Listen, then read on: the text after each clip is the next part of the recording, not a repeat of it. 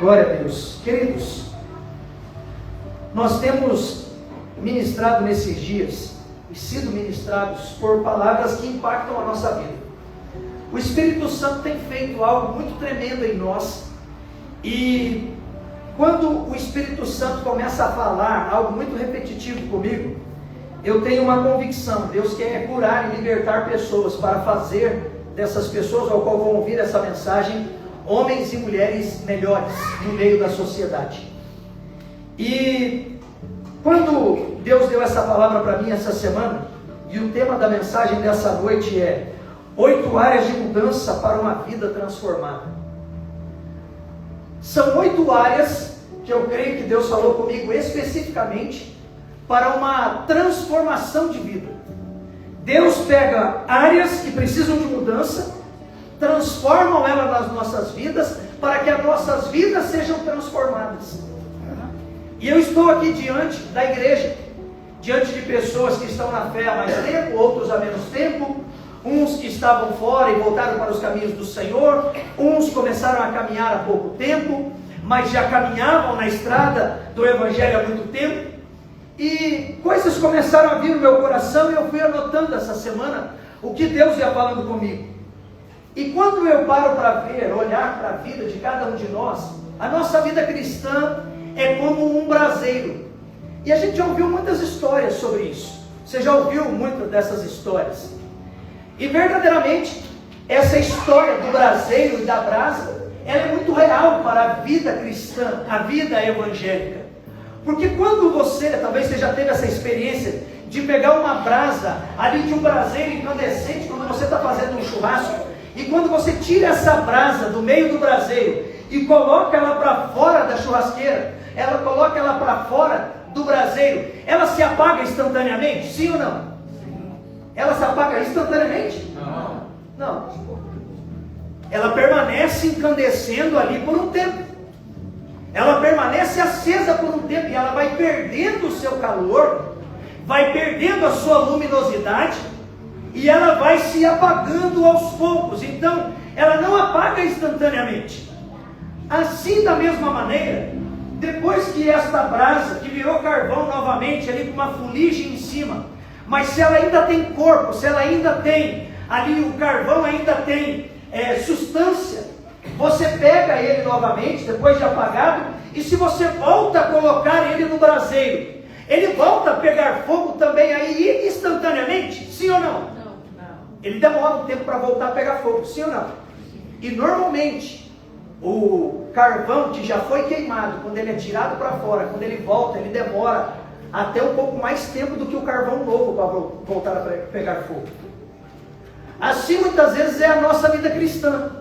Existem pessoas que se afastaram do braseiro, e porque não se apagaram totalmente, estão achando na sua mente que estão bem.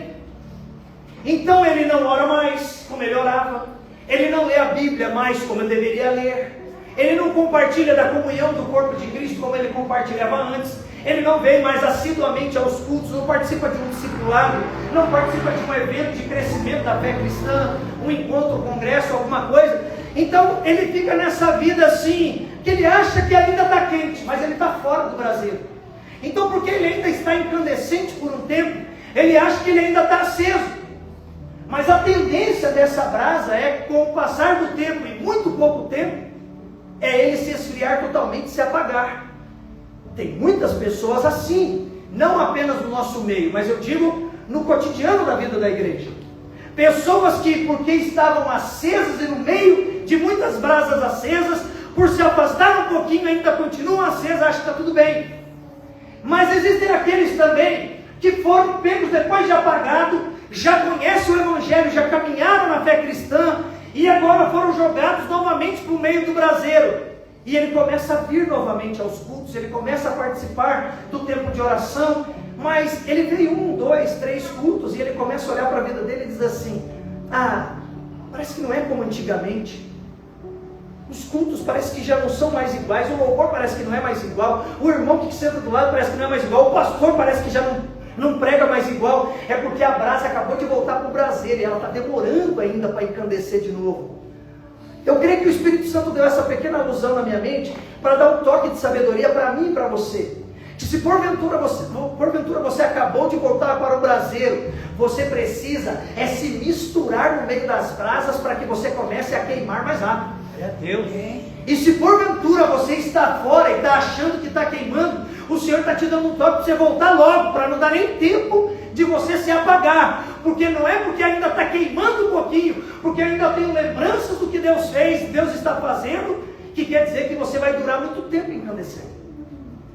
Nós precisamos entender que Deus, escute isso aqui, Deus prefere uma boca fechada, mas com o coração queimando na presença dEle, do que uma pessoa falando muito com Deus, mas o coração não sendo mais dele.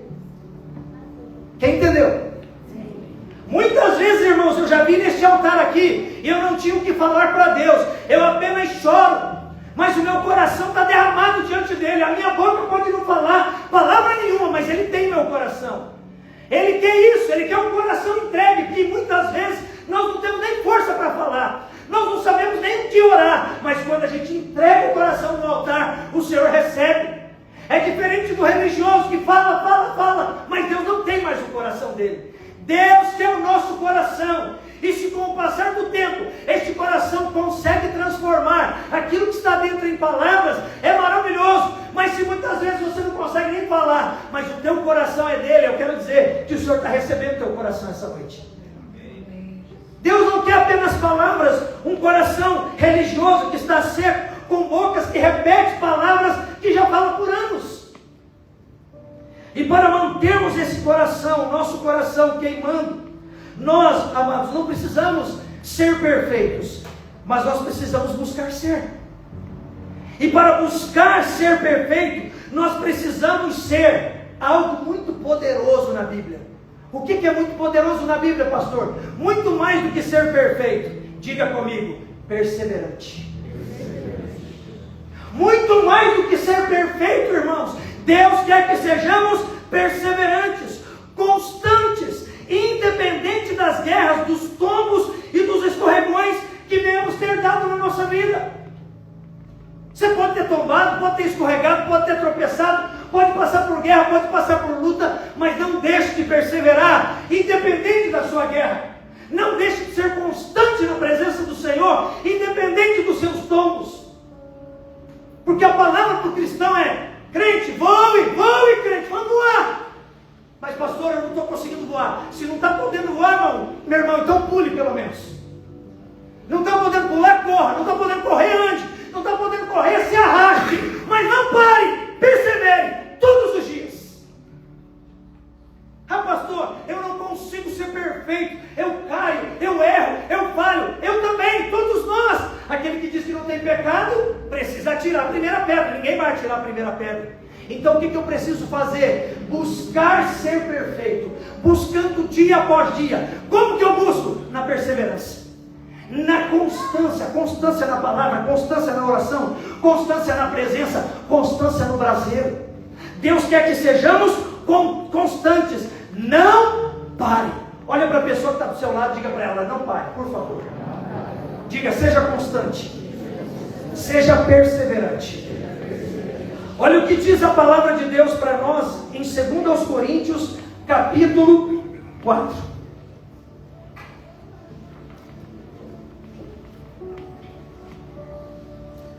Segundo aos Coríntios, capítulo 4, verso 6. Nós vamos ler 2 aos Coríntios 4, do 6 ao 9, e depois vamos ler 2 aos Coríntios 4, do 16 ao 18. Diz o seguinte, 2 aos Coríntios 4, verso 6. Porque Deus disse: das trevas resplandecerá a luz. Ele mesmo resplandeceu em nosso coração, para a iluminação do nosso conhecimento, o conhecimento da glória de Deus, na face de Cristo. Temos, porém, este tesouro em vasos de barro, que sou eu e você, para que a excelência do poder seja de Deus e não de nós. Em tudo nós somos atribulados, porém não angustiados, perplexos, porém não desanimados, perseguidos, porém não desamparados, abatidos, porém não destruídos. Verso 16: por isso não desanimamos, mas pelo contrário, mesmo que o nosso homem exterior se corrompa, contudo o nosso homem interior se renova de dia em dia. Porque a nossa leve e momentânea tribulação produz para nós eterno peso de glória acima de toda comparação. Olha o que diz o verso 18: não atentando nós nas coisas que se veem, mas nas que se não veem, porque se vê, as que se veem são temporais, as que se não veem são eternas. Amados, não importa a batalha que estejamos passando, diz Paulo aqui aos Coríntios, ele deixa claro para nós aqui no texto: em tudo podemos ser atribulados, porém não angustiados. Está passando tribulação? Eu e você podemos passar, mas não deixe que a tribulação gere angústia dentro de você. Ele diz ali o texto: podemos ficar perplexos com o que estamos passando, perplexidade com a batalha, com a luta, porém não desanime. Não deixe que a tua perplexidade pela luta te deixe desanimar. E olha o que diz ali: você pode ser perseguido, porém você não está desamparado. Jesus não desamparou a mim e a você na perseguição. Ele continua sendo um Deus fiel. E ele diz ali, ainda para nós: você pode estar até abatido, porém você não será destruído. Nós podemos passar por batalhas, lutas e guerras, abatidos muitas vezes, porque a gente acha que ser perseverante, que ser constante. Eu até mandei esses dias nos grupos da igreja, eu mandei lá uma xicrinha com café.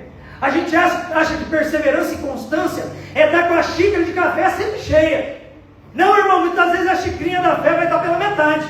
Muitas vezes vai ter um dedinho de café. Mas o que nós não podemos ter é deixar de ter fé. O que nós não podemos é deixar que a xícara esteja vazia e vemos nós acostumar com a xícara vazia. Quando nós falamos aqui de perseverança, quer dizer, eu posso ter pouca coisa, mas eu preciso ter. Eu posso estar passando luta, mas eu sou fiel. Eu posso estar passando guerra, mas eu não estou morto. Se eu estou vivo e estou ouvindo essa mensagem, é porque Deus tem um plano e um propósito na minha vida. Por isso, não desanimados, diz no verso para nós, 17 e 18. Não desanime, não seja desanimado, pelo contrário. Mesmo que o meu homem exterior se corrompa, irmão, mesmo que as coisas externas estejam ruins, o meu homem interno não pode estar do jeito que eu estou vendo as coisas externas. A vida externa, aquilo que eu vejo, aquilo que eu sinto, aquilo que eu compro, aquilo que eu pago, aquilo que eu como, pode ser sim algo que me deixa perplexo. Eu posso olhar para o meu celular e ver uma notícia que eu falo: eu não acredito. Eu posso olhar para a televisão e falar: meu Deus. Eu posso receber uma notícia, isso pode me deixar perplexo, isso pode até me deixar atribulado, mas eu não posso ficar aqui angustiado por aquilo e entender como se Deus não tivesse no domínio de todas as coisas. É ver uma batalha na minha casa e não crer mais que Deus é o dono da minha família. É olhar para dentro da minha empresa e não crer que o Senhor é o dono daquela circunstância. É achar que o governo manda em tudo e Jesus não manda em mais nada. É ver a guerra, a minha guerra exterior, e dizer para Deus: então por dentro também eu já morri, acabou minha fé. Não, meu irmão. Mesmo que o homem exterior se corrompa, o interno não pode se corromper. É isso que Paulo está dizendo. Se você até pode passar por uma luta e uma batalha muito grande externamente, mas se internamente você estiver bem, ninguém te derruba. Se você estiver cheio do Espírito Santo, a batalha pode existir, irmão. Homens e mulheres cheios do Espírito Santo passam guerra, têm tribulações e lutas como qualquer pessoa, porque a chuva cai para todos, cai para bons e cai para maus. O sol nasce para todos, para os bons e para os bons e para os maus. Mas aquele que tem o Espírito Santo dentro de si, independente do clima, tem uma convicção, uma certeza de libertação, de cura e de salvação. É isso que Deus tem para mim e para você. A pergunta aqui que eu quero fazer para você hoje é: se você queria viver a tua vida do teu jeito, por que então você entregou a tua vida para Jesus? Se você quer viver a tua vida do teu jeito, do teu achismo, do teu nervosismo, com a tua ira, com o teu ódio, com palavrão na boca, com maldição saindo de dentro para fora, e dizendo que é crente, por que você entregou a sua vida para Jesus? O crente, quando entrega a vida para Jesus, não é para viver mais do seu jeito, agora é do jeito de Cristo. Se for para viver do teu jeito, não precisa entregar a vida para Jesus. Se for para viver do meu jeito, não precisa dizer que é de Cristo, porque o mau testemunho só aumenta. Hoje Cristo quer que venhamos entregar a nossa vida para Ele. E tem muita gente que quando ouve uma mensagem dessa, diz assim: então, se não for para ser assim, então eu vou me desviar. Ué, você só vai ser um crente desviado, mas vai continuar sendo chamado de crente, mas crente desviado. Líderes, quando passam batalha, desviam, são líderes desviados. Pastores que se desviam por causa da batalha e da luta, vão ser para sempre pastores, mas pastores desviados. A responsabilidade não sai. O nosso homem interior não pode se corromper, independente da luta e da batalha. Pastor, o que eu preciso fazer então? Volta para o braseiro. Volta para os princípios. Sabe por que muitas vezes você está passando isso? Porque muitas vezes você só está cansado de crer errado. Você só está cansado porque você creu errado.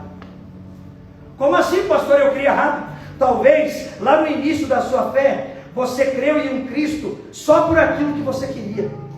E o dia que Cristo parou de fazer o que você quer, você ficou bravo com Ele. Você creu errado. Você creu no Cristo Papai Noel. Cristo ho, saquinho nas costas e colocando algo na meinha que você deixava toda noite quando você orava. Se acordar de manhã e não tiver como eu quero, eu vou embora. Se minha casa não estiver do jeito que eu quero, se meu casamento não estiver do jeito que eu quero, se minhas finanças não estiverem do jeito que eu quero, eu vou embora. Ei, você creu errado. É por isso que você está tão angustiado. É por isso que você está tão perplexo e deixando que isso entre no teu interior. Nós precisamos aprender e deixar de ser infantis na fé. O tempo passa e nós devemos amadurecer e não endurecer. Como é que eu faço, pastor, para passar os anos de fé e não endurecer, mas amadurecer a cada dia? Só amadurece quem persevera. Só amadurece quem é constante. O inconstante, como onda do mar, como diz Tiago, aquele que um dia está bem, um dia está mal, um dia está bem, um dia está mal, uma hora ele encrua, uma hora ele endurece. Sabe o bolo que você está fazendo lá? As nossas confeiteiras aqui, está lá o forno lá, 180 graus, 250 graus, cada receita tem a sua temperatura, e você, muito ansiosa, querendo tirar rápido, vai lá e abre uma vez, vai lá e abre 2 vezes, vai lá e abre 3 vezes, vai lá e abre 4 vezes. Sabe o que vai acontecer? Você sabe muito bem, o bolo vai batumar, vai passar do ponto, ele não vai entrar no nível, na medida que deveria entrar. Por quê? Porque você não foi perseverante em deixar no fogo, você foi precipitado, e todo precipitado peca.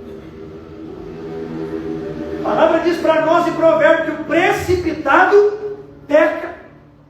E muitas vezes nós estamos assim na nossa fé cristã. Em vez de amadurecer com perseverança, manter-se vivo, constante, firme, no fogo da presença, no fogo da palavra, no fogo da comunhão, a gente abre um pouquinho, sai um pouquinho, volta um pouquinho, lê um pouquinho, ora um pouquinho, deixa um pouquinho. Quando vê, o crente está duro. Em vez de amadurecer, ele só pensa em endurecer. E aí você vai falar do amor de Deus para ele está duro, ele não recebe mais a palavra. Sabe qual que é a resposta dele? Eu sei, eu já preguei isso, eu já falei isso. Isso que você está falando para mim, eu já preguei. Aonde você está querendo me levar, eu já fui. O que você está falando para mim, eu já fiz. Sabe por quê? Porque ele não amadureceu, ele endureceu, ele deixou a luta, a batalha endurecer. Ele não aproveitou o tempo da luta, da batalha, da guerra, para ser forjado em um verdadeiro obreiro do Senhor, um verdadeiro guerreiro da casa de Deus. Ele deixou aquilo que assolava ele externamente entrar no seu interno. Ele deixou o frio que estava fora do fogão entrar para dentro do fogão, e aquilo que era para ser assado, cozido e ser excelente, alimentar uma multidão, quando saísse dali, ele encruou, ele endureceu, perdeu a graça, perdeu o sabor, perdeu a beleza, perdeu a alegria. Por quê? Porque tem anos de igreja, mas pouco tempo de fé. Anos de frequência, mas pouco tempo de novo nascimento. Porque o externo corrompeu o interno. E Paulo sabia disso, porque ele era esse cara da guerra, ele era esse cara da batalha, ele era esse homem que orava pelos enfermos, e os enfermos eram curados, e ele não era curado, da visão dele que quase não enxergava. Paulo era semi-cego, irmão, não enxergava quase nada. Vai escrever aos Filipenses, ele diz, não, eu preciso escrever. Ele diz, escreva aos outros com letras garrafais. Um homem que orava por todo mundo e ele mesmo não era curado. Alguns dizem, teologia tem muita coisa, mas alguns ameaçam dizer que esse era o espinho na carne dele. Que ele orava por todo mundo era curado, e ele mesmo orava por ele não era curado. Esse é o homem que falou, por mais que o meu homem exterior se corrompa, o meu interior não se corrompe, porque eu posso não ter vista, mas eu tenho visão. Os meus olhos podem não enxergar, mas eu enxergo no mundo espiritual. Eu sei quem eu sou em Cristo. Eu sei quem é a igreja de Cristo. Os meus olhos podem não ver o papiro que eu estou escrevendo, mas eu consigo enxergar o que Deus tem para mim. Paulo recitava a palavra de Deus. O maior escritor do Novo Testamento não escreveu. Ele recitava, Lucas escrevia. Por mais que o meu homem exterior se corrompa, o meu interior não vai se corromper. Por mais que a luta externa tente me endurecer, o meu homem interior me faz amadurecer. Irmão, sabe o que a igreja precisa nesses dias? Perseverança e maturidade. A pessoa pensa que porque é crente, entrou numa igreja evangélica, ele não pode passar a luta mais. Ele não pode passar guerra mais. Irmãos, nós podemos passar, e infelizmente nós vamos passar. Só que Deus quer que eu e você venhamos produzir, através da luta, perseverança. Olha o que diz para nós Tiago.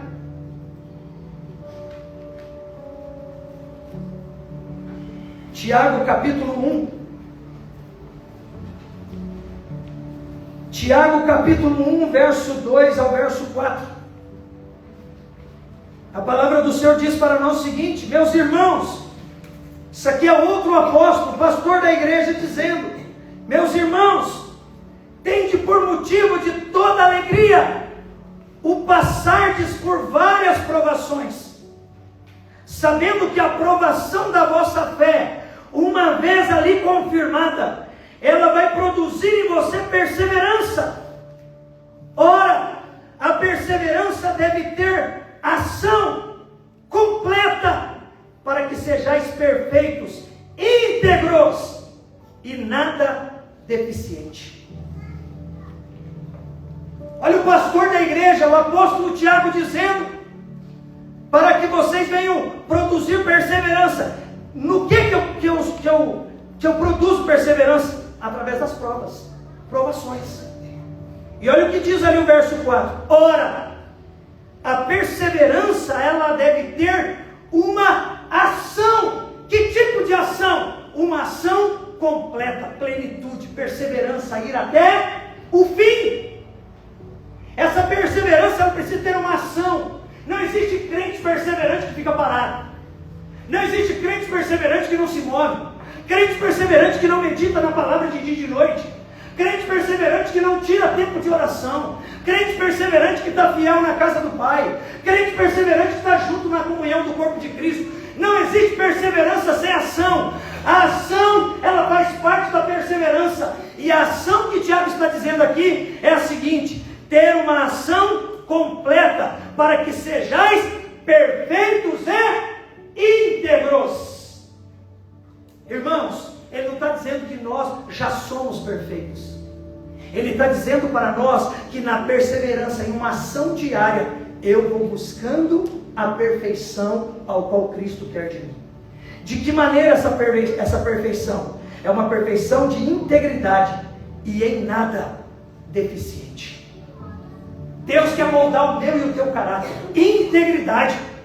Crentes íntegros, perseverantes, buscando a perfeição de Cristo. Ah, pastor, eu não sou perfeito. Eu também não sou, mas não aceito ser imperfeito. O problema não é ser imperfeito. O problema é aceitar ser imperfeito e não lutar para ser perfeito. Precisamos lutar, perseverança, integridade, ação, permanência, maturidade. Ninguém nasce maduro. O amadurecimento é diário, é contínuo, é de tempo em tempo. Quando você olha para uma árvore, tem árvore que demora o seu fruto para amadurecer um pouco mais, mas tem árvore que do dia para a noite você chega lá e está maduro. Eu tinha uma experiência na casa da minha esposa, quando eu conheci ela, desde a época de Dom Pedro. Há 28 anos atrás, eu chegava na casa dela, e na frente da porta da casa dela tinha uma grande árvore de cereja. Uma cerejeira com cerejas grandes. E a gente chegava à noite assim, olhava aquelas cerejas brilhosas ali. A gente falava assim, ó, tá quase no ponto, amanhã eu vou colher aquela ali, tá desse tamanho, vai ser top. E a gente ficava escolhendo ali. Quando você acordava e chegava lá, a sabiá já tinha bicado ali. Porque na madrugada ela amadurecia. E a sabiá não comia ela até aquela noite. Quando ela, em poucas horas, na virada da madrugada, no cair da neblina, ela amadurecia. Quando ela amadurecia, a sabiá pegava a primícia dela. Aí, né, hoje crente, a gente lembra, né? É verdade. Olha, eles não fazem nada, não trabalham, não plantam, mas tem sempre colheita para eles. E a gente ficava bravo. Falava, poxa vida, ontem a noite estava verde, hoje está madura e já está podre já, porque enfia o bico lá e arrancou um pedaço. Irmãos, tem coisa na nossa vida que é assim. Em uma virada, a gente amadurece. Mas tem coisa na nossa vida que leva um pouco mais de tempo. E não é porque leva um pouco mais de tempo para a gente amadurecer, que a gente vai endurecer e vai abandonar. E vai dizer, ah, eu não consigo. Ah, para o senhor é fácil, para mim não é. Quem te disse? Quem falou que é fácil? Quem falou que é fácil para o irmão que está aí do teu lado? Ei, mulher? Ei, homem? Quem falou que é fácil? Claro que cada um aqui tem um nível de batalha, um nível de guerra. Mas dentro da sua batalha, do seu nível de guerra, não abandone o fronte. Não saia do fronte da batalha. Não encroe. Não abandone, não corra. Não se entregue ao inimigo. Esteja fiel, esteja firme. Porque é na batalha que você produz perseverança. Ora, a perseverança deve ter uma ação. E uma ação completa. Seja pleno. Seja pleno nas tuas atitudes. Vai tomar uma atitude que glorifica a Deus, seja uma ação completa, não seja pela metade. Se for para ser crente, seja um crente completo, não seja um crente pela metade. Porque não existe crente pela metade. Todo crente pela metade é um morno. Por que é um crente pela metade? Um morno. O que é um morno? É o quente que está esfriando.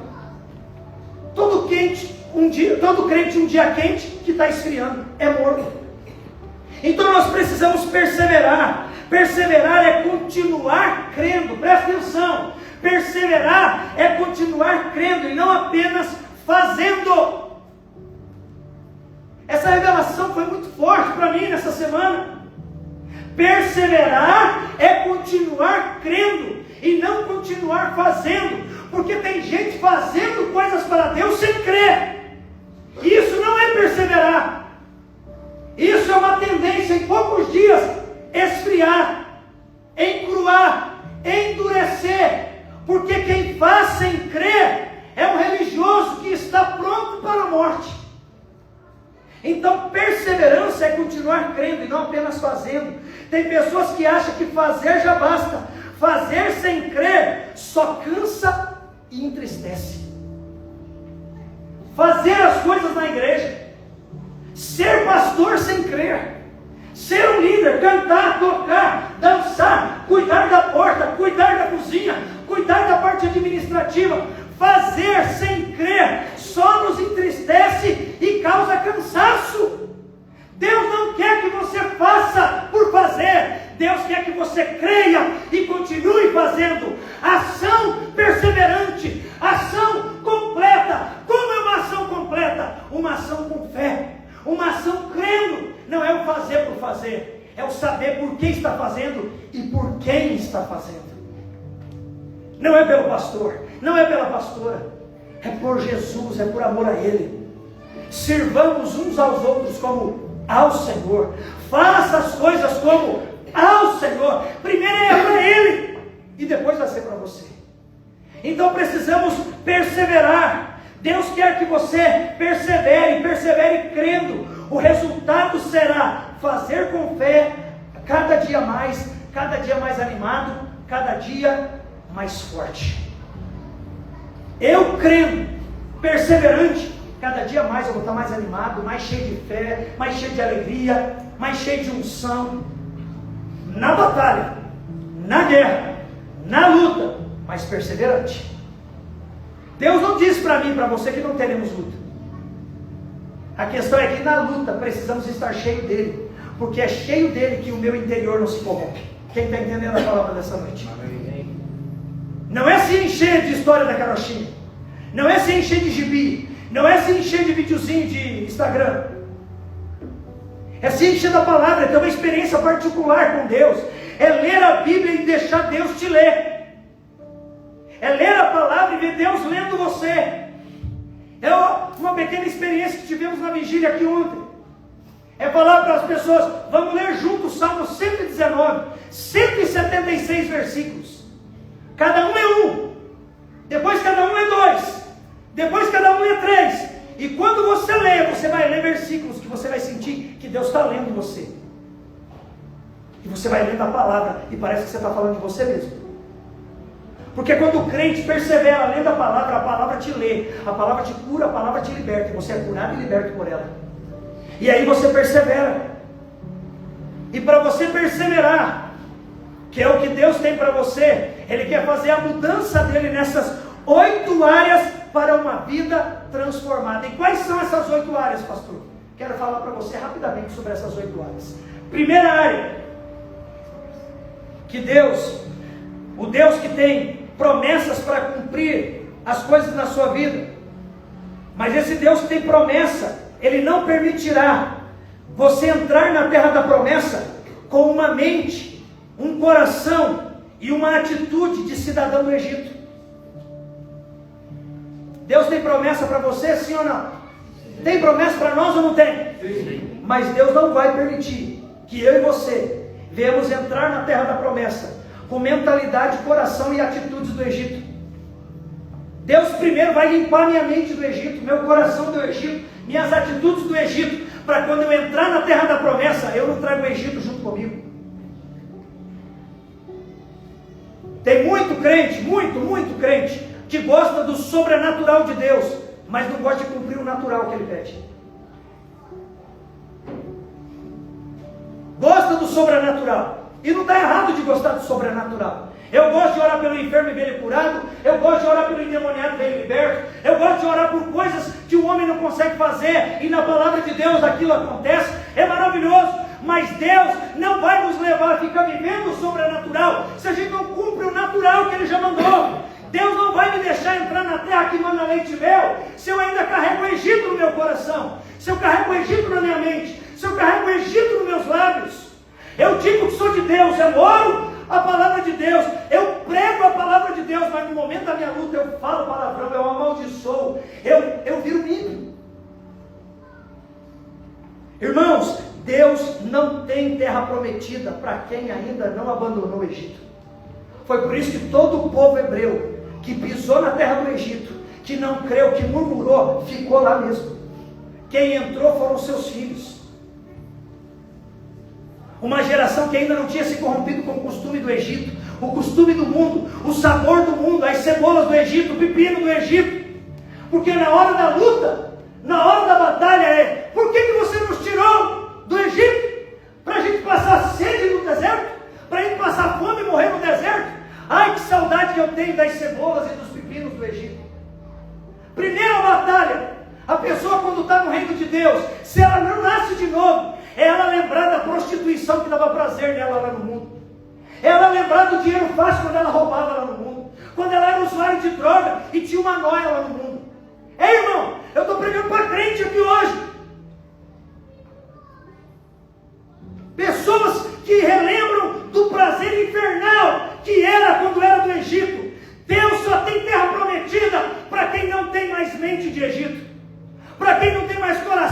Egito, que independente da batalha e da guerra, bate no peito e diz: eu sei em quem eu tenho crido, o meu Deus não me abandona, por maior que seja a minha luta, eu persevero, amando a Jesus. Os meus lábios são de Jesus, os meus olhos são de Jesus, os meus ouvidos são de Jesus, meu coração, minhas mãos, meus pés, minhas atitudes, eu não me corrompo, eu não volto lembrar da cebola e do pepino, eu olho para frente, para o alvo, para o autor e consumador da minha fé, eu persevero, eu sou constante. O diabo não vai roubar minha boca mais para ele, o diabo não vai roubar mais meus olhos para ele, independente da guerra. Muitas vezes eu não tenho força nem para falar, mas o meu coração está queimando aos pés de Jesus. É isso que ele quer para uma igreja que tem promessa.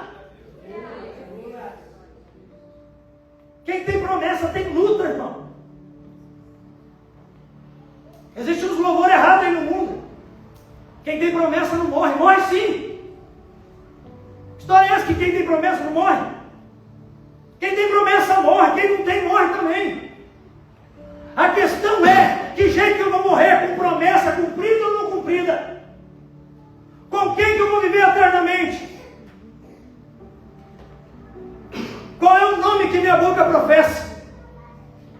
Por quem o meu coração queima? Por quem as minhas atitudes falam? Precisamos ser uma igreja que não apenas tem promessa, mas que luta e batalha dia e noite para que essa promessa se cumpra. E eu tenho a autoridade de entrar na terra da promessa. Aleluia. E não ficar para trás por causa do Egito que eu ainda carrego dentro do peito. E para eu entrar na terra da promessa, eu preciso ter essas 8 áreas mudadas. Quais são elas, pastor? Primeiro, a sua mente. Romanos capítulo 12, verso 2. Joga para nós no telão. Romanos capítulo 12, verso 2. Diz o seguinte: e não vos conformeis com este século, mas transformai-vos pela renovação da vossa mente, para que experimenteis qual seja a boa, agradável e perfeita vontade de Deus. O Espírito Santo vai confrontar a forma como eu e você pensamos, expor as mentiras que eu e você acreditamos e renovar as nossas perspectivas através da sua palavra. Deus vai sempre confrontar a minha mente e a sua mente. Deus vai sempre confrontar as mentiras que eu e você acreditamos e as mentiras que eu e você contamos. Deus vai sempre renovar a nossa mente. Transformai-vos. Como que tem transformação? Só há transformação se houver renovação de mente. Se eu e você não deixarmos Cristo renovar a nossa mente, e renovação pela palavra, irmãos, nós vamos continuar com mentiras no nosso peito, mentiras nos nossos olhos, mentiras nos nossos ouvidos e mentiras nos nossos lábios. Nós vamos falar daquilo que a gente não acredita. Nós vamos pregar um evangelho de fake news. Porque a luta vai vir e nós vamos achar que Deus é menor do que a nossa luta. Nós vamos achar que Deus não está conosco na nossa casa, na nossa família, na nossa igreja, na nossa cidade, na nossa nação, porque uma luta se levantou. Irmão, Deus quer renovar a minha e a sua mente. É a primeira área que Deus quer renovar. Deus quer mudar a área da mente da nossa vida, gerando em nós uma nova perspectiva de fé. Segunda coisa que Deus quer mudar na minha vida para transformar é o nosso coração. Salmo 51, verso 10. Salmo 51, versículo 10. Diz o seguinte: cria em mim, ó Deus, um coração puro e renova dentro de mim um espírito inabalável. Cria, Senhor, cria dentro de mim um coração que seja puro. Renova, Senhor, dentro de mim um espírito inabalável. Ele vai tratar das amarguras do nosso coração. Ele vai tratar do orgulho do nosso coração e das dores não resolvidas. Se o seu coração estiver no lugar errado, é impossível chegar no lugar certo. Se o meu e o teu coração estiver no lugar errado, irmãos, será impossível chegarmos no lugar certo. Deus quer o meu coração e o teu coração para Ele. Esse é o texto. Cria em mim, sou eu quem tenho que desejar. Senhor, cria em mim. É Davi falando depois do seu pecado. É ele dizendo: Senhor, se o Senhor não criar em mim, eu sozinho não consigo criar. Cria em mim um coração novo, um coração puro, dentro de mim, um espírito que não se abala por causa das batalhas.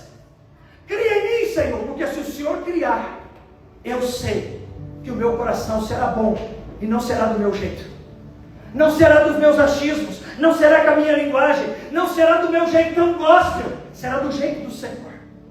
Então, amados, se o seu coração estiver no lugar errado, será impossível você chegar no lugar certo. Se o seu coração estiver no Egito, será impossível você chegar na terra que manda leite e mel.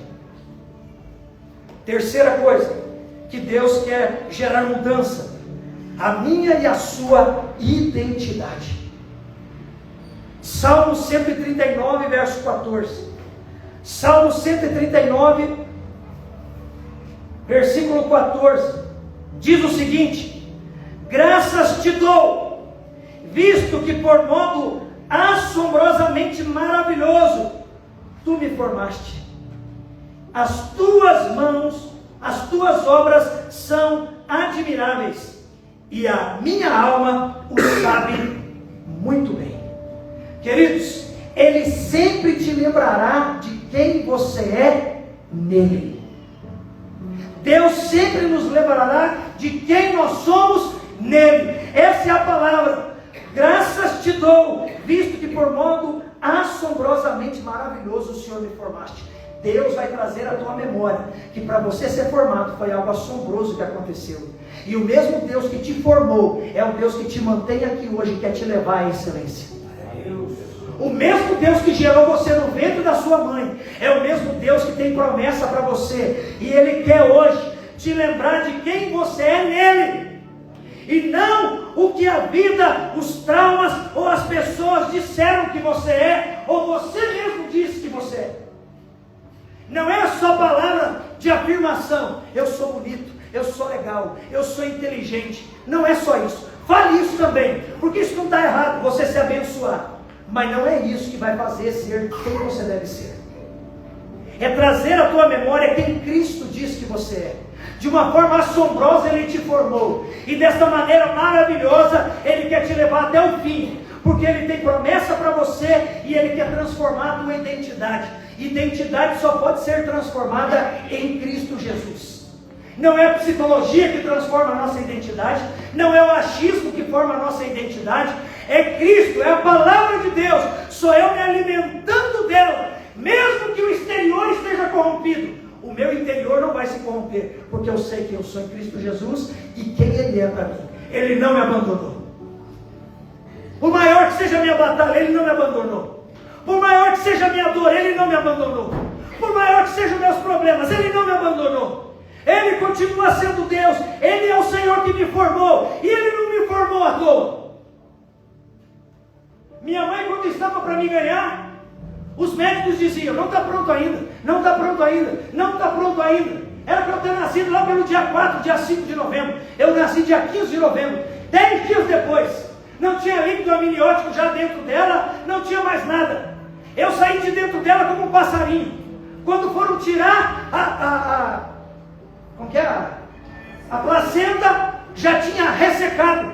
Tiravam como se fossem cascas de cima de mim. Eu estava totalmente roxo. Não respirava, não tinha líquido para me alimentar, não tinha nada. Mas quando os médicos me tiraram para fora, que minha mãe olhou para mim, ela se assustou, pensou: está morto, não tem mais vida, não tem mais jeito. E os médicos, quando tiraram, começaram a mexer. Eu comecei a dar sinais de vida. 10 dias eu poderia estar morto dentro de um ventre. Mas o Deus que me formou, que tinha uma promessa na minha vida, é o mesmo Deus que me põe nesse altar 44 anos depois. Está dizendo para mim, está dizendo para você: por mais que o espírito de morte tentou assolar a tua vida, eu te designei como profeta nessa geração. Não importa a luta, não importa a batalha, de uma maneira extraordinária Ele nos formou. Os médicos diziam: não tem mais jeito. Jesus disse: tem jeito, eu criei ele. Eu gerei ele. E da mesma maneira Deus te criou. da mesma maneira Deus te gerou, da mesma maneira Deus tem promessa para você. A questão é, como que está a tua identidade? Você sabe quem você é em Cristo? Busque conhecer a Jesus para você se conhecer. Quarta coisa, quarta área de mudança. Deus quer mudar os meus e os seus relacionamentos. Romanos capítulo 12. Romanos 12, verso 18. Romanos 12, 18 diz: se possível, quanto depender de vós, tende paz com todos os homens. Do que depender de você, não está dizendo do outro. A Bíblia está dizendo: do que depender de você, Marlon, do que depender de você, Júlio, do que depender de você, Tati, do que depender de cada um de nós aqui, o texto garante para nós: do que depender de vós, tende paz com todos. Amados, Deus quer hoje mudar os nossos relacionamentos. Ele vai mostrar quem precisa de limites e quem precisa de reconciliação. Quem pode caminhar com você nessa nova estação que você está vivendo agora.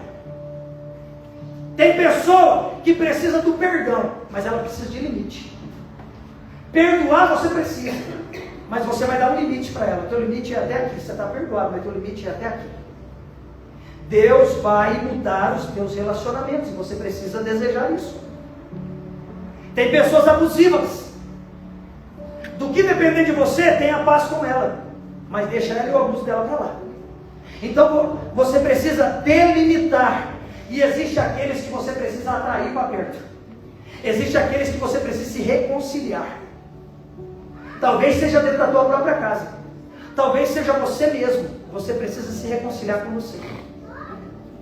Você precisa ter relacionamentos saudáveis nessa nova fase de vida, porque se você é crente hoje, nascido de novo, você está vivendo uma nova estação. E o crente que está vivendo uma nova estação não pode continuar com os amigos do mundo, não pode continuar com a falácia do mundo, não pode continuar caminhando com quem caminhava, comendo com quem comia, bebendo com quem bebia. Não dá mais. Tem que cortar relacionamentos, e outros você precisa reconciliar o relacionamento.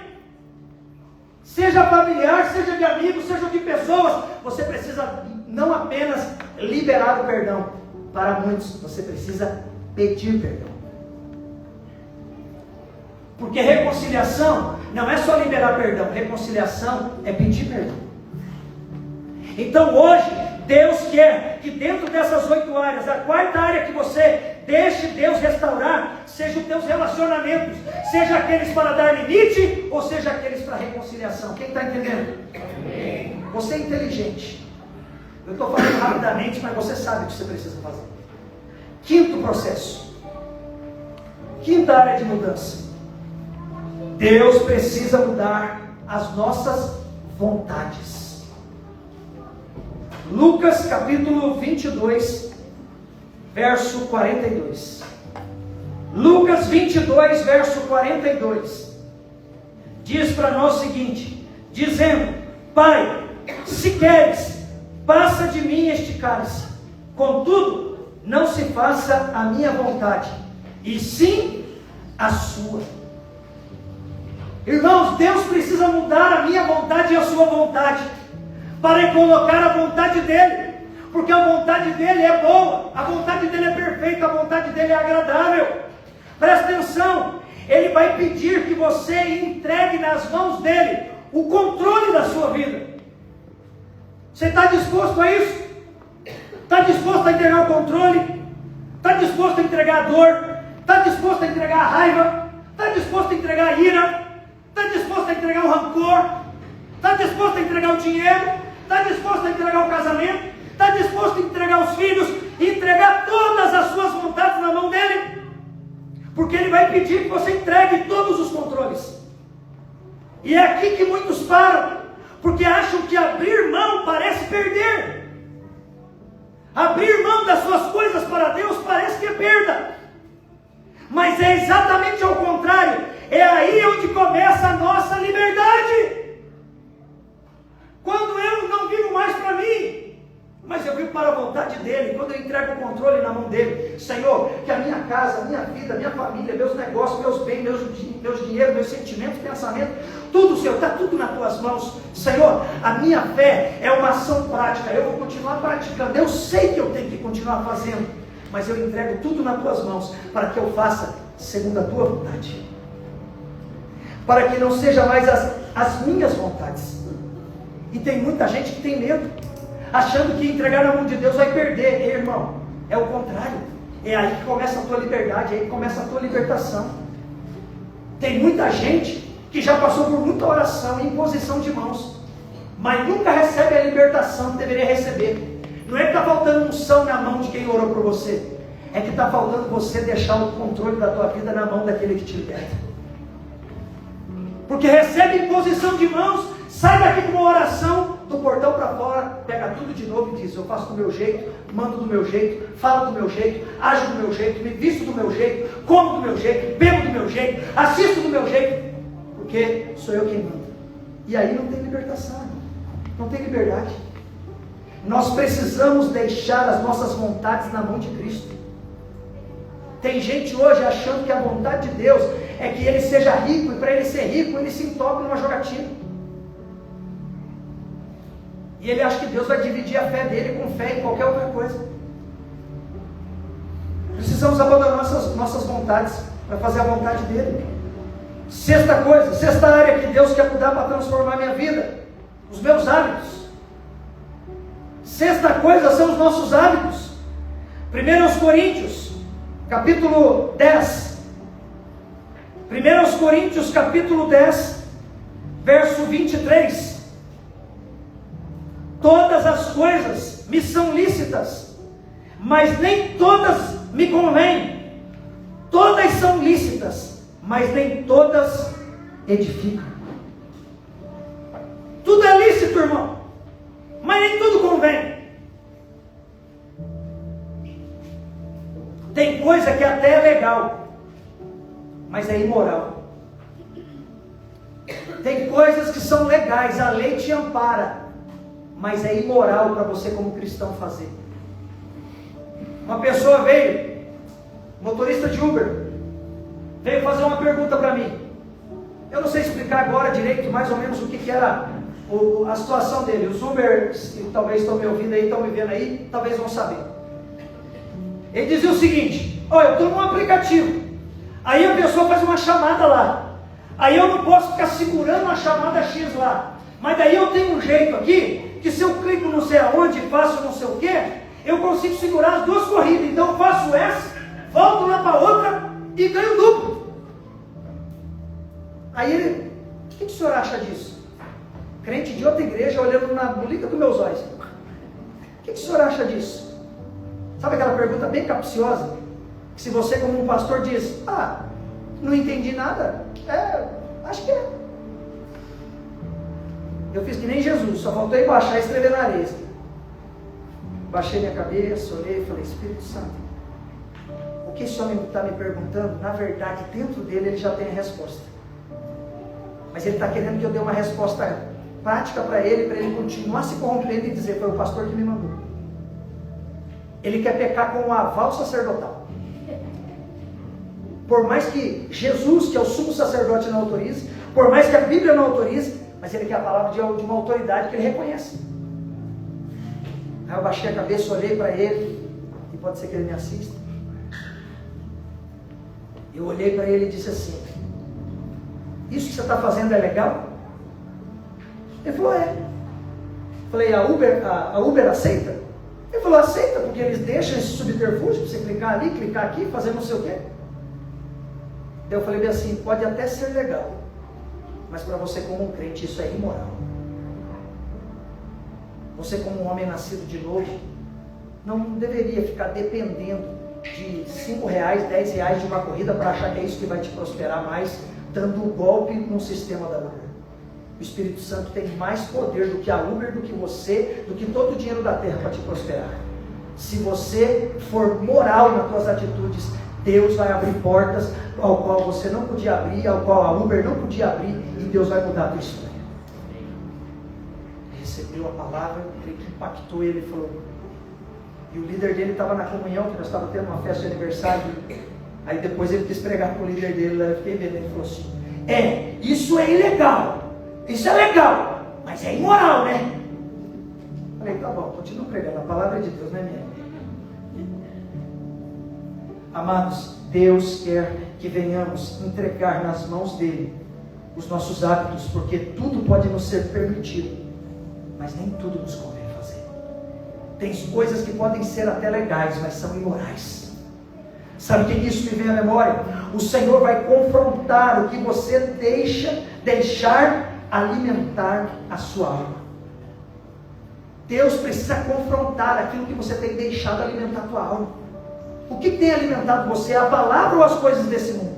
Se for as coisas desse mundo, Deus vai confrontar elas através da palavra. O Senhor vai confrontar o que você deixa alimentar a tua alma. Tudo aquilo que você deixa alimentar, a palavra vai confrontar. A pregação do altar vai confrontar. Todas as vezes que o pastor fala algo aqui, que você continua praticando de uma maneira imoral, você vai ser confrontado.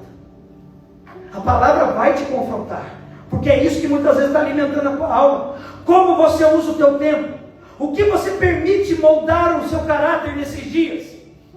O que você tem doado o teu tempo? Para quem você tem doado a tua vida? A quem você tem levado cativo os teus pensamentos? Os seus hábitos? Os seus costumes? Você tem entregue nas mãos de quem? Deixa Deus confrontar os teus hábitos. Deixa a palavra confrontar você. Não tenha medo da palavra. Não tenha medo de Deus mexer com você. Não tenha medo de abandonar coisas por amor a Jesus. Guarde isso no teu coração. Não tenha medo de abandonar coisas por amor a Jesus, por mais que seja um simples hábito. Tudo pode ser lícito, mas nem tudo te convém. Para Sansão, não era só não beber bebida alcoólica, era não comer a uva. E o que tem a ver comer a uva, irmão? Porque a uva traria à memória o suco, e o suco fermentado se transforma em vinho, e o suco fermentado se transforma em vinho embriaga, e um homem embriagado não sabe o que fala, não sabe o que pensa, não sabe o que age, e aí o nome de Deus estaria em xeque. Todo nazireu, todo sacerdote, por mais que ele possa fazer coisas por amor à alma de quem o ouve, ele não faz. Tem coisas que eu posso fazer, que eu não faço por amor à tua alma. Pode até ser legal eu fazer, mas para mim como sacerdote eu coloquei na minha cabeça, por amor a Jesus, que é imoral. Você nunca vai me ver na praia de sunga. Nunca. Você nunca vai me ver de sunga na praia. Malemar, você vai me ver sem camisa. E dependendo do clima. Porque eu não quero que você me encontre e eu não tenho autoridade de falar do Evangelho para você, porque eu estou me escondendo. Ou você está vindo e fala, eu sei, meu pastor está aí. E quando você chegar lá, teu pastor está seminu na tua frente. Eu morro, eu tenho um ataque fulminante. Ah, mas pode, isso é legal, para todo mundo é legal. Para mim é imoral. Para mim é imoral. Eu não estou mandando você ir de bermuda como eu vou. Mas se você receber isso como um toque de sabedoria, seria talvez inteligente da sua parte. E para as nossas irmãs, eu não preciso nem dizer a mesma coisa. Teus seios, tuas partes genitálias não foi feito para ser mostrado para outro homem. Só no teu leito. Nem na frente dos seus filhos. Pode até ser legal. O mundo pode até assinar um documento dizendo, pode. Mas talvez, para o teu nível sacerdotal, passa a ser imoral. Para mim, é imoral. Você nunca me verá assim, nunca. Estou dando um exemplo. Você nunca vai me encontrar num restaurante e vai ter uma garrafa de vinho na minha mesa, porque tem pastores que pregam na internet que vinho pode. Nunca você vai ver na minha mesa uma garrafa de vinho. Nunca. Nem de champanhe, nem de cerveja, nem sem álcool, nem zero. Você nunca vai ver. Nunca. Pastor, eu nunca vou ver na minha mesa, onde eu mando, aonde eu pago, aonde eu sento. Nunca. Nunca. Tudo pode ser visto para alguns, mas para mim não convém. Eu sou um sacerdote do altar. Eu represento Jesus para você. Eu sei quem eu sou. E os crentes deveriam entender isso. Sétima coisa. Sétima área de mudança. Deus quer mudar hoje a nossa fé. Segundo aos Coríntios, capítulo 7. Segundo aos Coríntios, capítulo 5, verso 7. A palavra do Senhor diz: visto que andamos por fé e não pelo que vemos. Irmãos, Deus quer mudar hoje a nossa fé. Ele quer colocar em nós uma fé bíblica e não uma fé de coisas que vemos. Porque tem muita gente que tem fé. Fé naquilo que vê. Fé naquilo que já sabe. Isso é uma fé natural, uma fé humana que até o ímpio tem. Mas Deus quer colocar em nós uma fé do sobrenatural, uma fé pelo que não vemos. Ele vai provar se você confia nele, além dos teus sentimentos. A verdadeira fé bíblica não é uma fé sentimental. Ela é uma fé aonde Deus opera no sobrenatural. É Ele quem age nos nossos sentimentos, desejos e vontades. Não é pelos meus sentimentos. A verdadeira transformação é crer, mesmo quando você ainda não vê mudança. Eu creio na mudança do meu casamento, no meio do caos. Eu creio na mudança da minha família, no meio do caos. Eu creio na mudança da minha empresa, da minha igreja. Eu creio na mudança do Brasil, no meio do caos. Crer no Brasil, daqui 1 ano, daqui 2 anos, daqui 3 anos é fácil. Temos que crer agora. Quando parece que está todo mundo sendo preso, ninguém vai falar nada, eu continuo crendo que Jesus continua no trono do Brasil. Por mais que não pareça, no meio do caos, eu tenho fé, como fez o Cleito aqui. O Senhor está sentado no trono, e é Ele quem dá ordem às nossas sementes. Não é o governo, não é a mídia, é o Senhor. É Ele quem domina a minha fé. No meio do caos, sem ver, eu continuo crendo. Isso é fé bíblica. Deus quer mudar a nossa fé, tirar a fé do natural, a fé que está todo mundo vivendo hoje. Qualquer um tem fé, mas a fé de Deus, a fé bíblica, irmão, é a fé no meio da batalha, no meio da guerra, no meio da luta, no meio dos mísseis caindo. E quando eu tenho uma palavra de Deus para atravessar daqui para lá, eu continuo crendo, por mais feio que esteja o caminho, eu vou, porque o Senhor me mandou. É permanecer crente, é para permanecer fiel, feliz com Jesus, independente das batalhas. E eu fecho aqui. A última área de mudança para uma vida transformada. Oitava área é o perdão. Mateus capítulo 18.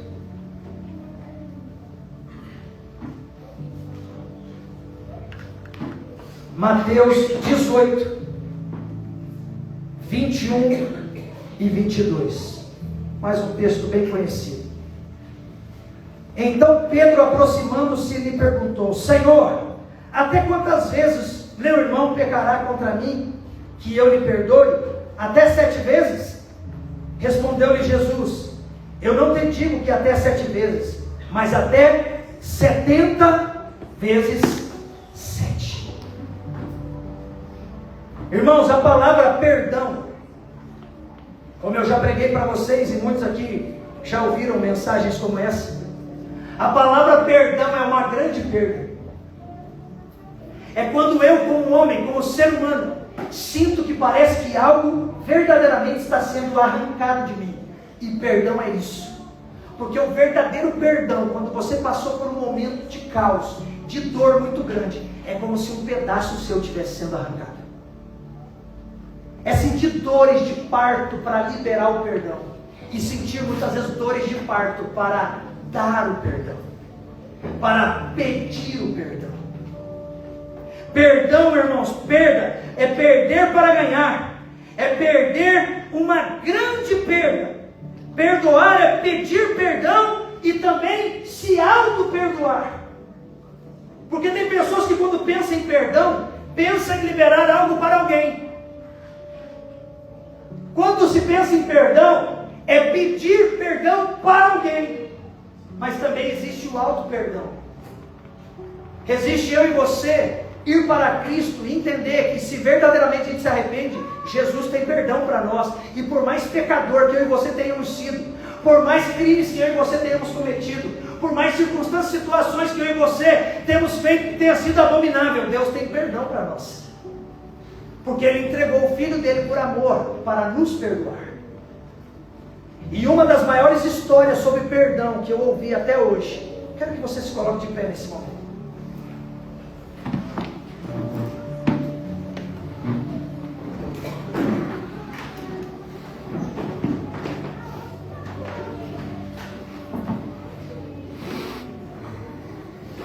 Deus quer gerar mudança na nossa vida. E para essa mudança ser plena e completa, essas 8 áreas precisam estar muito claras para nós.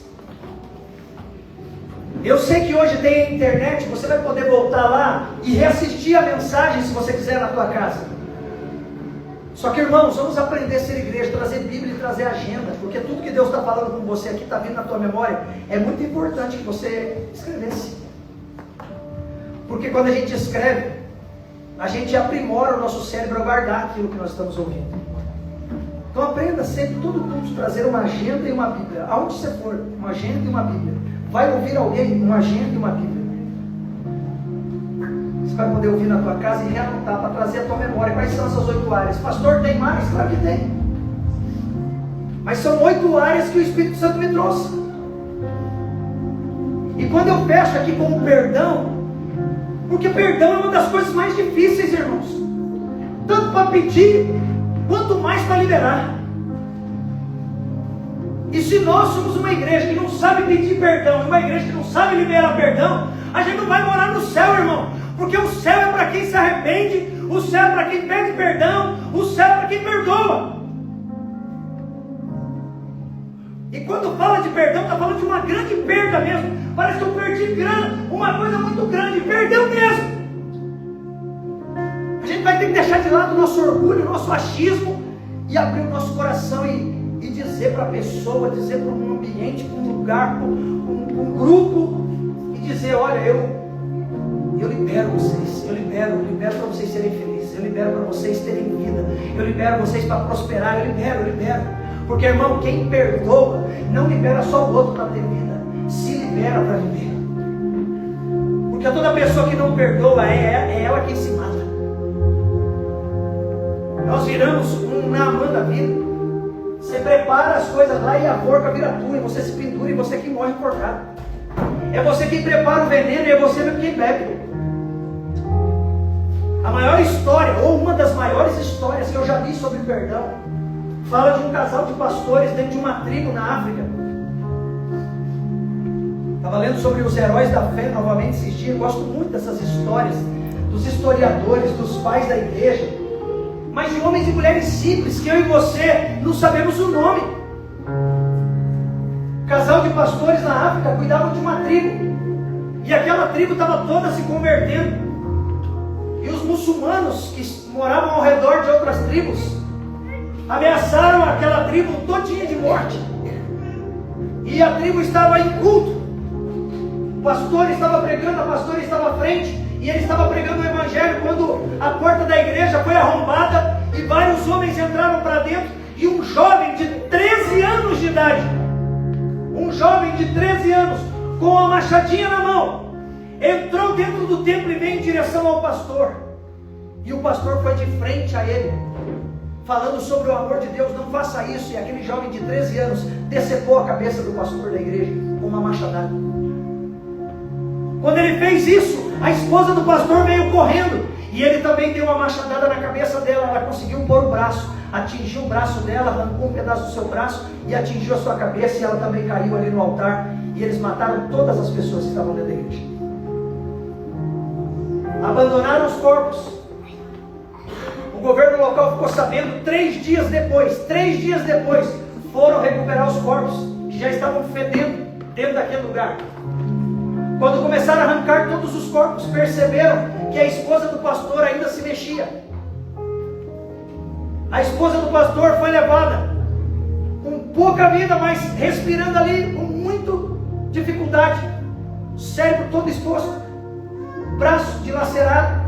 Foi levado para o hospital e ficou internada 2 anos para conseguir restaurar o seu corpo, sua integridade. Quando ela foi liberada do hospital, ela saiu, não tinha mais filho, não tinha marido, não tinha nada. E ela falou: o que eu vou fazer? Ela falou: não tenho mais o que fazer. E ela sentiu que Deus falou algo no coração dela. E ela falou: eu vou nos presídios, vou pedir liberação, vou entrar nas cadeias e vou falar do amor de Deus para aqueles que estão presos. Porque se Jesus me deu vida naquela circunstância, é porque Ele quer que eu leve liberdade àqueles que estão presos. E ela começou a pregar nos presídios. Pregou por mais 2 anos ali nos presídios. Até que um dia ela entrou em um presídio. E quando ela entrou em um presídio, ela estava entrando em uma galeria, ela viu um jovem vindo na sua direção, de 17 anos de idade. E ela olhou e disse: eu nunca vou me esquecer desse olhar.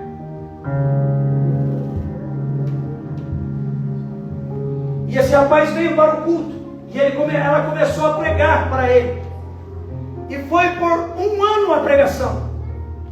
No fechamento de 1 ano, dentro daquela galeria, junto com outros presos, aquele jovem que já estava com 18 anos disse para ela: eu gostaria de entregar a minha vida a Jesus, eu gostaria de me batizar, e eu gostaria de ser da tua igreja.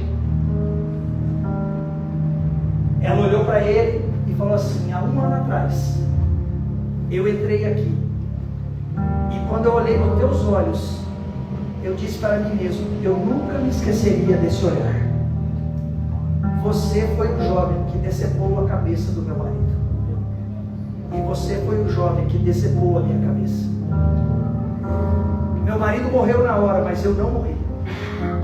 E Deus, quando eu saí do hospital, disse: vá aos presídios e pregues aos encarcerados. E hoje eu estou aqui pregando para você há mais de 1 ano, e hoje você quer se batizar e quer ser parte da minha igreja. Eu quero pedir algo a você.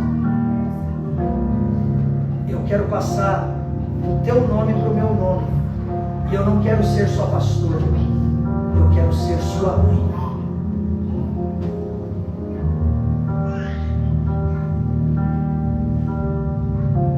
Porque eu quero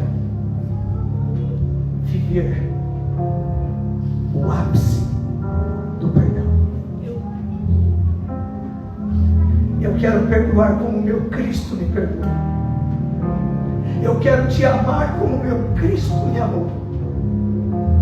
E por mais dores que você tenha feito eu sentir, eu quero dizer para você hoje que eu amo você. E eu quero te levar não para a minha igreja, eu quero te levar para a minha casa. E eu quero dar para você o que nunca te deram. Quando eu vi esse testemunho, irmãos, o meu corpo tremia. Porque eu disse para Jesus: Senhor, me ensina a viver esse perdão, porque eu não estou pronto para isso. Muda minhas características por dentro, por mais que a guerra externa esteja grande, Senhor. Me instrui por dentro. E não deixa que o meu homem interior venha se corromper por causa das guerras que eu passo por fora, por causa da violência que eu vejo esse mundo ter por fora, pelas desculpas que esse mundo dá, pelo ódio que esse mundo tem, pelas coisas que eu vejo e assisto. Senhor, não me deixa ser mundano pregando a tua verdade. E eu creio que Deus me deu esse 8º tópico por causa disso, porque o perdão, irmão, é o ápice do Evangelho. Pedir perdão e liberar perdão é o ápice da vida cristã. E o Senhor Jesus, que nos perdoou quando nós não éramos merecedores de nada, que nos amou primeiro antes de nós dizer que amamos a Ele. É Ele quem nos enche desse perdão, é Ele quem nos enche enche dessas características. É Ele quem quer nos pôr no braseiro de novo, e Ele quer que o nosso coração volte a queimar por Ele. Porque quando o nosso coração queima por Ele, que nós vamos amar a Ele, é Ele quem nos enche do seu amor e do seu perdão, para nós termos fé, coragem e intrepidez de liberar esse mesmo perdão. E quem está falando para você aqui é alguém que sabe que não é fácil. Não é fácil, mas é possível. Essa pastora me ensina, isso é uma história real, verídica. Ela é um ser humano como eu e você, com dores, dificuldades, em um país 100 vezes mais pobre que o nosso, mas que ouviu uma direção de Deus. Deus falou: vá aos presídios. Ela obedeceu, e anos depois ela se encontrou com aquele que causou a maior dor da sua vida. Eu não sei qual é o nível do evangelho que você tem vivido, mas eu sei o nível do evangelho que Deus tem nos levado a conhecer e tem nos levado a viver. Nós somos uma igreja séria, irmãos, e nós temos lutado dia e noite para sermos cristãos que vão fazer a diferença nessa terra, casais que vão fazer a diferença dentro das suas casas, pais que vão fazer a diferença dentro dos seus lares, filhos que vão fazer a diferença, jovens que vão fazer a diferença na escola onde estuda, no seu local de trabalho. Ei, Deus não te chamou para você ser um qualquer. Os teus lábios têm que proferir palavras diferentes do que o mundo profere. Teus olhos têm que ver de uma forma diferente. Os teus ouvidos têm que ouvir de forma diferente. As tuas mãos têm que agir de uma forma diferente. E o teu coração tem que liberar perdão diferente do que o mundo libera. Eu não sei quem te feriu, e eu não sei quem você já feriu, mas uma coisa é certa: Deus quer mudar essas 8 áreas em nossa vida, para que a nossa vida seja transformada, porque vidas de homens e mulheres transformados transformam outras vidas. Casais transformados transformam outros casais. Famílias transformadas transformam outras famílias. Jovens e crianças transformados transformam outras crianças e outros jovens. Eu sei que o Espírito Santo está aqui. Eu sei que Ele tem nos ministrado essa noite. Ele está falando com cada um de nós. Não importa em qual área que Deus ministrou teu coração, eu sei de uma coisa: Ele está aqui e Ele quer que você saia transformado de como você chegou aqui, porque só Ele, e por meio dEle que podemos ser transformados no nosso espírito, na nossa alma e no nosso corpo. Feche seus olhos, curve a sua cabeça diante do Senhor Jesus. Curve a sua cabeça diante do Espírito Santo e coloque diante de Deus essas áreas de transformação. Diga para Jesus o que verdadeiramente você precisa mudar para ser transformado. É a sua mente? É o seu coração? É a sua identidade? Seus relacionamentos? Suas vontades? Seus hábitos? É a sua fé? É a área do perdão? Quais são as áreas? Quais são as áreas que ainda te assolam? Que você ainda domina sozinho? Que você ainda manda e não deixa Deus mandar? O Senhor está dizendo para cada um de nós esta noite: entrega o controle em minhas mãos. Eu vou mudar a história da tua vida. Eu vou mudar a história da tua casa. Eu vou mudar a história da tua família. O Senhor tem algo novo para fazer em nós e também através de nós. Abra a tua boca e comece a orar. Enquanto a adoração vai ser entoada, eu quero que você ore, que você abra a tua boca e você diga: Senhor, eu estou aqui, e coloque estas áreas de debilidade, de frieza, de dureza, que você muitas vezes tem deixado enrijecer e não tem deixado amadurecer. Você tem que pegar dessas circunstâncias em vez de fazer elas amadurecerem na sua vida, elas estão endurecidas, enrijecidas, está gelado, está apagado. Deus está dizendo: volta para o fogo, volta para o braseiro, volta para a minha presença. É tempo de voltar para o fogo do Espírito Santo, voltar para a presença do Espírito Santo. Pai, em nome de Jesus, em nome de Jesus, eu oro pela sua igreja, e eu clamo a Ti debaixo desses 8 tópicos, pedindo ao Senhor, Paizinho querido, independente das lutas, independente das guerras, não nos deixa esfriar, não nos deixa ficar longe de Ti, não nos deixa escurecer, não nos deixa abandonar, não nos deixa, Senhor, que deixar que o nosso homem interior venha se corromper com as coisas exteriores. Não nos deixe, Espírito Santo, levar pelas circunstâncias desse mundo. Não nos deixa, Senhor, levar pela tristeza, pela angústia, pelo medo, pelos vícios, pelo crime, pela mentira, pelo engano. Hoje, Espírito Santo, traz a Tua cura sobre nós, traz o Teu perdão sobre nós, traz a revelação bíblica de quem o Senhor é. Que não seja segundo a nossa vontade, mas seja feita segundo a Tua vontade, segundo a Tua palavra, a Tua palavra viva, a Tua palavra eficaz. Limpa os olhos de cada homem e cada mulher aqui, limpa os ouvidos de cada homem e cada mulher, limpa os lábios de cada um aqui, limpa o nosso coração. Cria em nós, Senhor, um coração puro, um espírito inabalável. Cria dentro de nós aquilo que só o Senhor pode criar. Tira de nós o Egito, tira de nós o Egito, tira de nós o mundo, tira de nós o desejo do mundo, a linguagem do mundo, a ira do mundo, o ódio do mundo, a linguagem dos mundanos.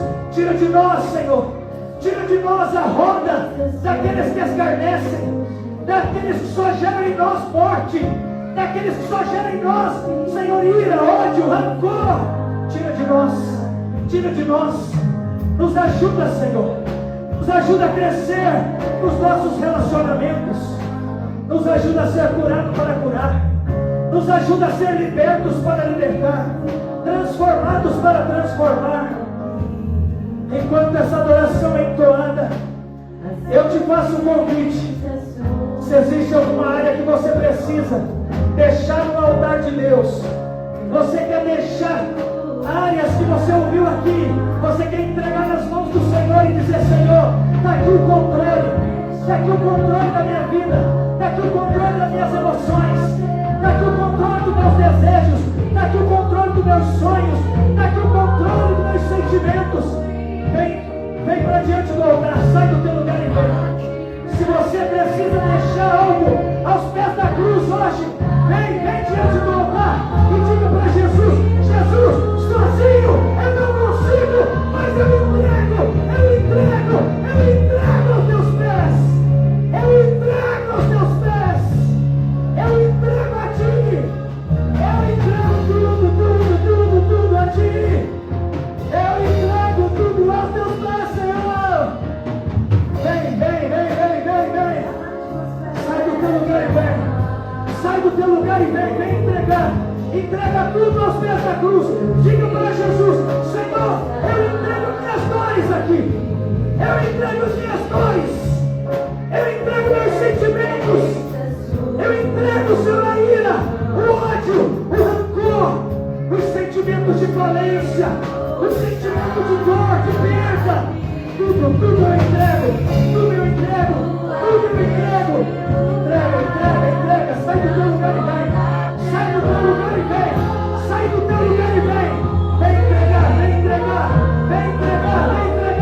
Entrega tudo aos pés da cruz. Entrega teus desejos aí. Entrega teus pecados. E diga: Senhor, toma o controle, Senhor. Toma o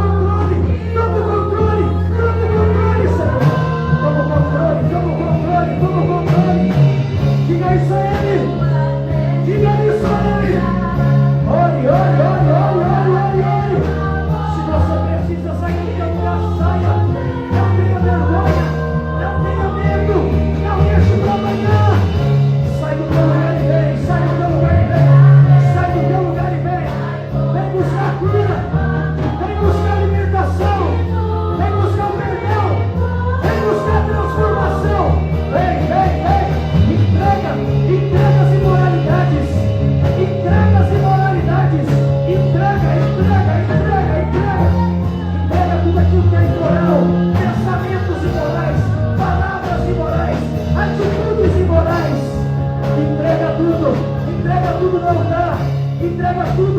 aquilo que você busca na internet, no celular, no computador, e até ali na televisão. Entrega tudo, entrega tudo, entrega esses falsos prazeres, falsos vícios, entrega a idolatria,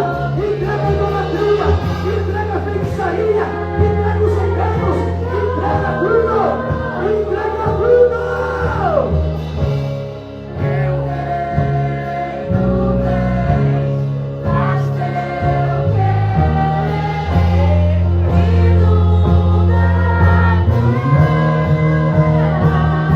Eu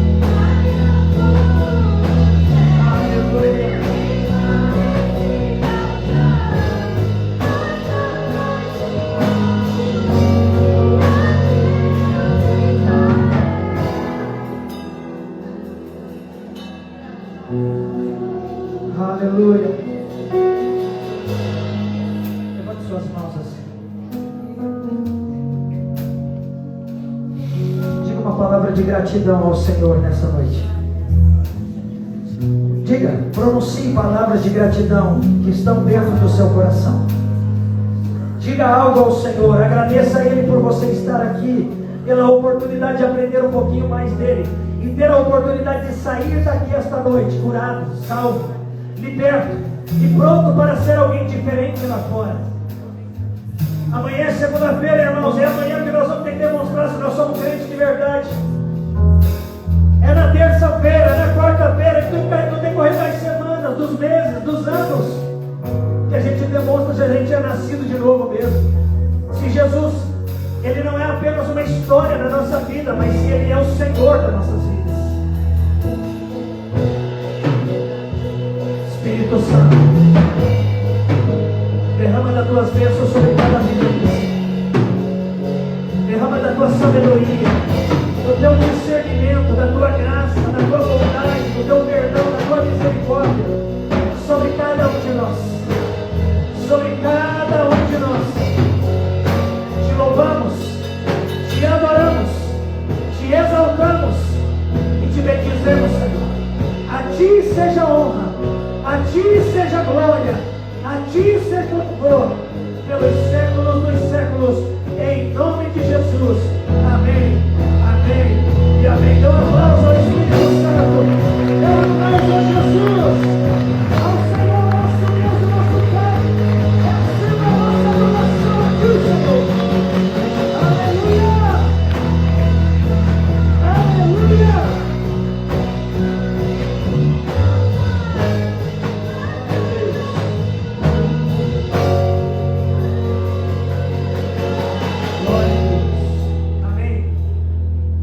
Apostólica para você e para sua casa, debaixo da bênção do Senhor.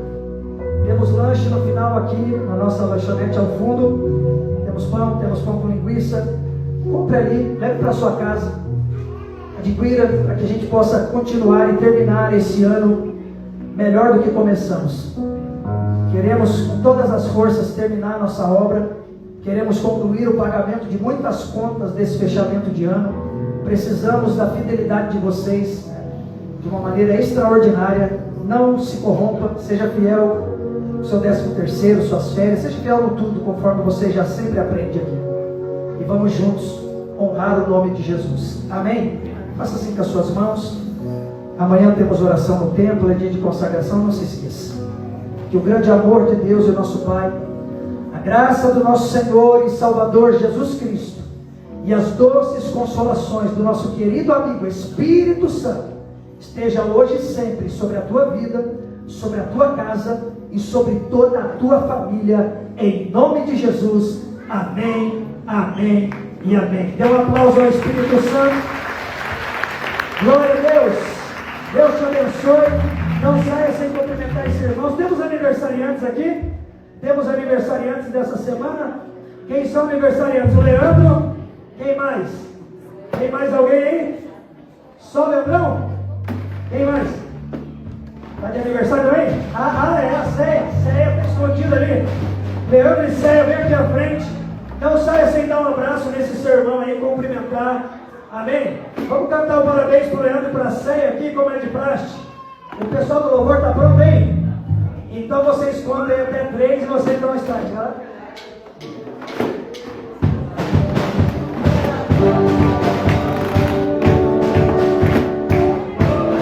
2, 3, vai! Parabéns a você.